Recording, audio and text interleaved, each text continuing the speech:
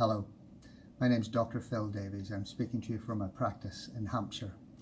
Now, we've been doing a series of videos covering the current pandemic, and those videos are targeting our practice population, but actually also the wider UK population as well.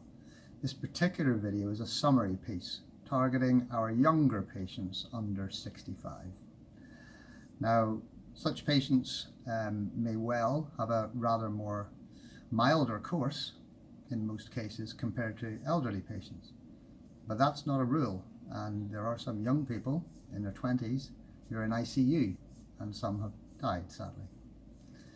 So the current emphasis is still on avoiding getting the virus and avoiding spreading the virus. So staying at home is so important. Maintaining social isolation is the key. A social distance is key. And hand washing, meticulous hand washing. Now, we've covered the presentation of the virus, persistent cough, bit of a fever. There can be other features as well. But when it gets worse, it tends to happen in the second week. Not always, but that's the pattern that seems to be evolving, and that can affect young people. And it tends to affect breathing. So you start noticing a little bit of breathing issues when you're doing activities that normally you would find pretty easy. If that starts happening, you need to phone for medical assistance. Now that would be 111 or potentially your GP out of hours number. In an emergency, it's 999, clearly. But when you speak to the healthcare representative on the phone, you know that we'll be assessing your breathing. Are you able to speak in full sentences? Tell us your respiratory rate. Tell us your pulse rate.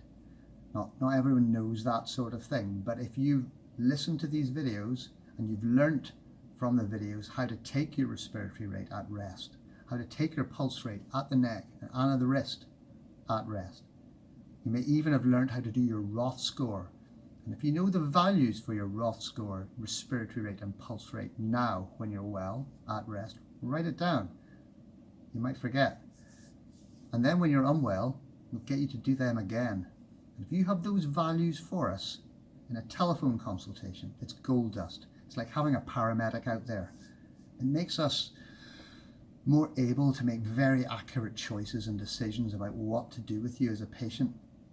We don't want to miss a patient who should really be in hospital. So we will know whether to get you to hospital, keep you at home but follow you up with a phone call, or bring you down for an assessment face-to-face or potentially in your car in what we call a hot hub. So practice those things now so that you're well able to deliver on that if you need to speak to a healthcare professional.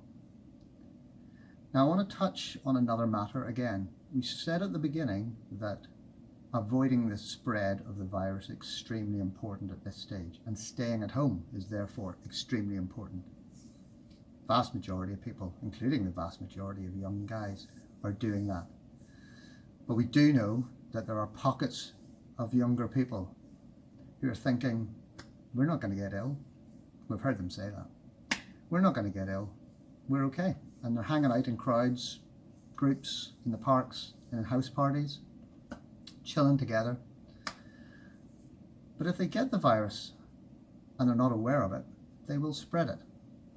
Before the lockdown, if someone gets the virus and isn't aware of it and is spreading it, within 2 weeks, 20 to 60 people would have got the virus from that person. And the stats from WHO suggest that one person out of that would have gone on to die. Now that's WHO stats that may not be entirely accurate, but that's the stats as we have them. Within a month, there would have been 2,000 people infected from that original source. And of that, maybe 50 would have died. That's brutal maths. But of course now most people are doing the right thing. They want to protect their families. They want to protect older people, vulnerable people.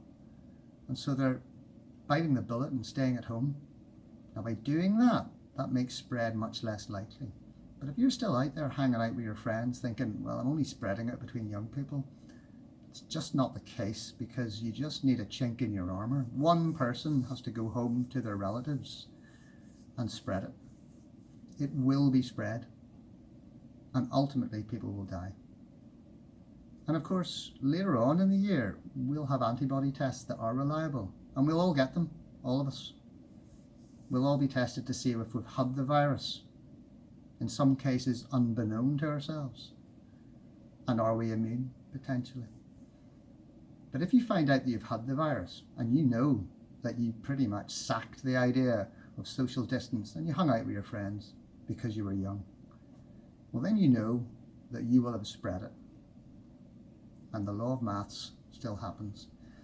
It may not have happened as quickly, but ultimately, vulnerable people will have got infected and will have suffered as a result of that. You do not want that. That's playing dice with other people's lives. A very cowardly thing to do. So yeah, we've got to stay at home. It's boring. But you know, if you find yourself in that situation, volunteer for something. There's a lot of community groups needing help, delivering groceries for vulnerable people, or even just online, providing online support. Or if you're not up for that, then learn a language, or just get really good at gaming, but stay at home. Thanks very much.